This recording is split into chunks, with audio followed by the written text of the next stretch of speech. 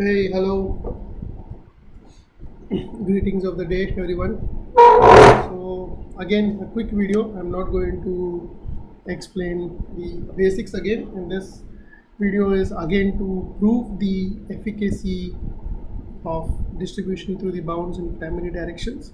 Now, the chart that you see screen shared is chart of a very close and good friend of mine, and I would like to again try and show you the marriage event. So my friend was married on the 28th of November 2010. So the date of marriage is basically 28th of November 2010. Okay.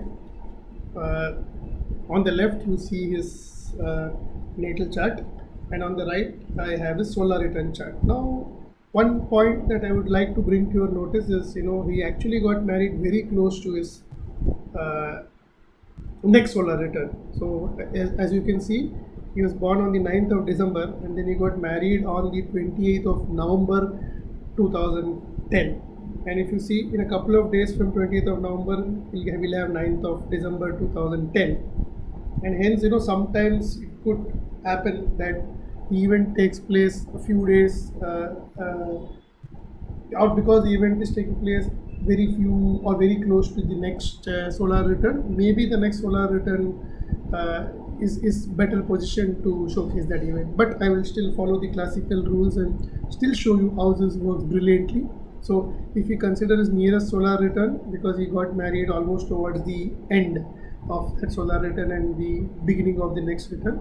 So the solar return chart that I have pasted here is the solar return of the year 2009. Okay, so it is December 9th 2009, and obviously he got married 28th of November 2010, almost towards the end of the current solar return. Okay, just to be clear. Now, without giving any yarn, let me straight away go to the method and how to see that using distribution through the bounds. Now again, I have just pasted a snapshot of the distribution through the bounds around that time. Okay, so as I said, the ancients, apart from directing the ascendant, they also used to consider directions of the moon, because the moon is also a significator of marriage, and the ancients directed moon to predict marriage. So let us look at the directions of the moon. So if you see around 2007, okay, the moon was actually directed to the terms of Jupiter in Capricorn. So moon was directed to the terms of Jupiter in Capricorn. So one chronocrator is Jupiter. So Jupiter definitely is an important chronocrator, and we will have to look at connections of Jupiter with 7th house and all that, right? Then the next chronocrator, again, let's look at ascendant. And if you see ascendant, in 2008 around July, moved to the bounds of Venus in Pisces. So the other important chronocrator is Venus, right? So you've got Jupiter and Venus. So these are, I would say, two important chronocrators for now. And let us see, just using these two chronocrators, whether we are able to get enough clues about marriage being a very or a highly probable event. Okay. Now, obviously, next comes my favorite technique, profections. So as I said, this person got married in 2010, and the nearest solar return chart was 2009. So 2009, obviously you will subtract it from 1980, and that is equal to 29. 1980 is his year of birth, if you can see here. So he had completed 29 years, and he was running his 30th year. And 30th year, if I subtract it from the nearest multiple of 12, it is 30 minus 24, 6. So 6 signs from the ascendant sign is where the profected sign will move to, or the profected ascendant will move to. So 10, 11, 12, 1, 2, 3. So the profected ascendant moves to 26 degrees of Gemini. So the profected ascendant moves to 26 degrees of Gemini. So this is the profected ascendant. 26 degrees. And obviously the lord of the year is Mercury. So Mercury happens to be the lord of the year, Lottie or LOY, whatever you want to call it. So Mercury important. So we'll also have to check, Mercury's connection with 7th house, 7th lord, perfected descendant and all that stuff. Right? So now since perfected ascendant is 26 degrees of Mercury, obviously perfected descendant is going to be 26 degrees of perfected descendant is 26 degrees of Sagittarius. So this is perfected descendant, right?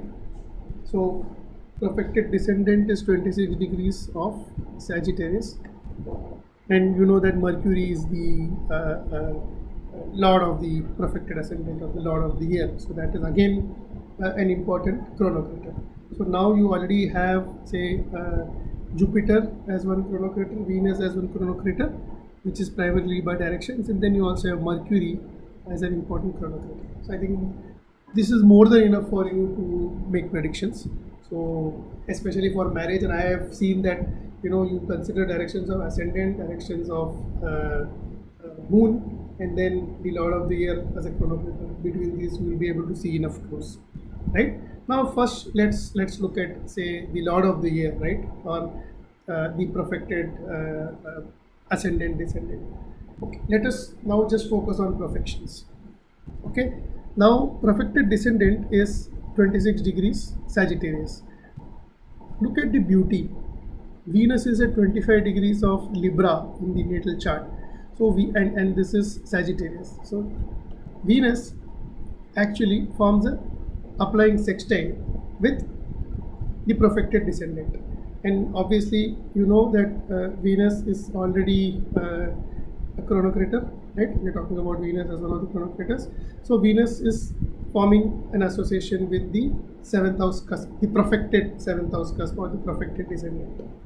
Okay, now look at the beauty. Next is we are looking at Mercury now. Now Mercury is another chronocrator because it is the lord of the year. Okay, in the natal chart, if you see, Mercury is 11 degrees of Scorpio and moon is 12 degrees of Sagittarius. But see the beauty here. This is what fascinates me. In the solar return chart, okay, Mercury is 11 degrees Sagittarius and moon is 12 degrees Sagittarius. So moon is conjunct Mercury, in the sense the solar return Mercury is conjunct the natal moon. And what is natal moon? Moon is the 7th lord. So basically the chronocrator Mercury, right?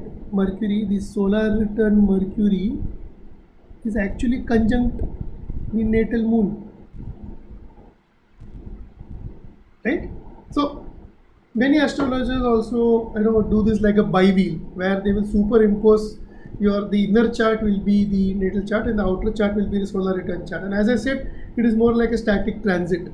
So that way it is almost like in that particular year the Mercury was actually conjunct moon, almost like, and again and again look at the closeness of degrees. Here it is like 1 degree, 11 degrees, 12 degrees. Here it is 25, 26. That's the beauty I wanted to show you.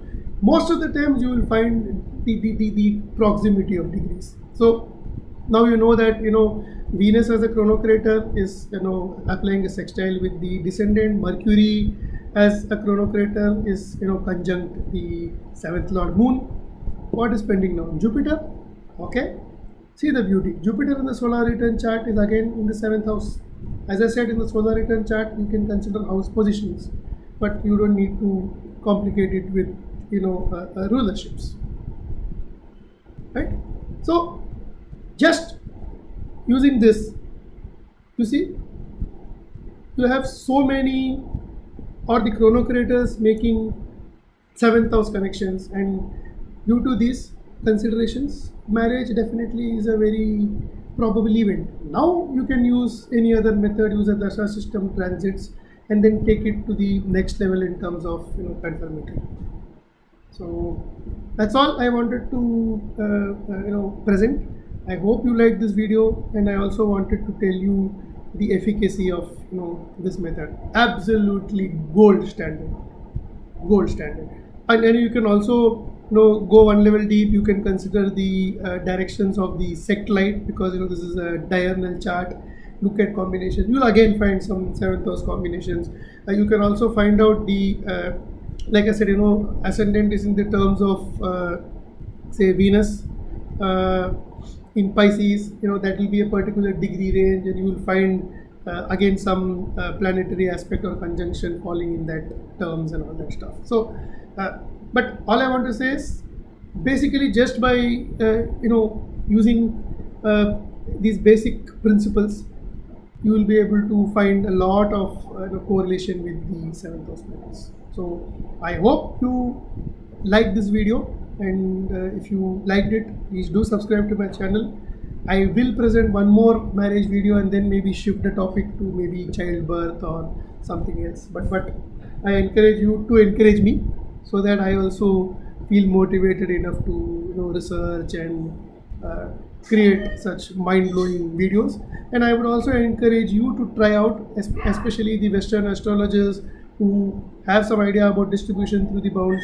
And for others, if you think I should make a video on what should be the basic software settings, so that you also can compute these distribution through the bounds, because I think by now I have taught you how to apply this. I mean, of course, it is important to know the theory under the hood, but there's no point knowing all the mathematics if you don't know how to apply it in real on real charts. So with that, this is Subramanian signing off. Thank you, stay smart, and have a great rest of the weekend, whatever is left of it. Thank you. Bye bye.